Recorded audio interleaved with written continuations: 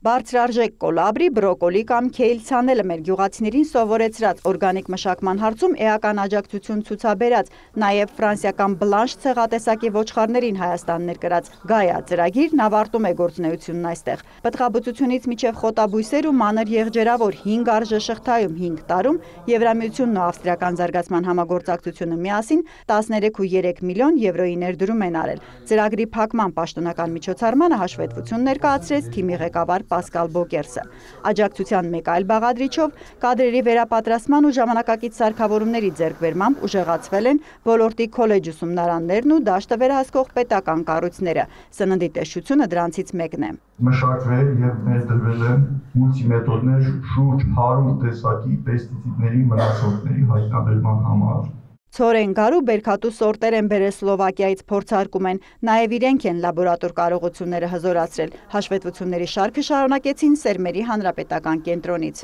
Նախկինում, երբ մենք սերմերի խոնավությունը որոշում էինք մոտավորապես 2 ժամում, համապատասխան ստանդարտների, այժմ այդ սարքի շնորհիվ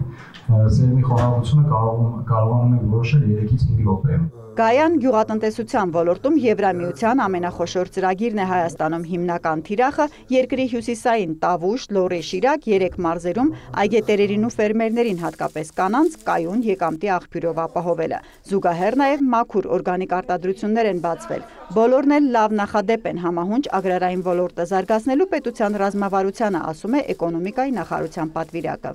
Ծրագրի արդյունքային գնահատումը որպես բացահայտում կարող է ուղերձ հանդիսանալ, որպեսզի քաղաքականություն մշակող գերատեսչությունը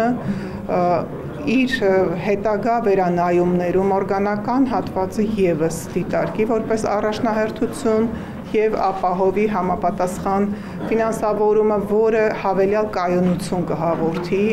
ֆերմերների կողմից անձնական ներդրումներին։ Հնարավոր է արդյոք շարունակվի ԵՄ կանաչ գյուղատնտեսության նախաձեռնությունը Հայաստանում հարցին Պասկալ Բոկերսը պատասխանում է. Եթե նոր ֆինանսավորում լինի, կցանկանային իհարկե, որովհետև աշխատանք շատ կա անելու։ Շարունակության արժանի ուղղություններից են, կարծում եմ, կլիմայի փոփոխության դեմ պայքարը, ռոռոկման համակարգի բարելավումը, ինչպես նաև ոչ միայն ֆերմերների, այլև սպառողների մտածողության փոփոխությունը, նախապատվությունը տալ կանաչ օրգանիկ արտադրանքին։ Մտածում են քիչ հավանական է, որ բյուջե տան, բայց ամեն դեպքում սեղմ ծրագրի առաջարկ են պատրաստելու, կենտրոնանալով գյուղ ոլորտի համար հետազոտական աշխատանքների վրա։ Հերմինե Բաղդասարյան, Արտակ Գևորգյան, լուրեր։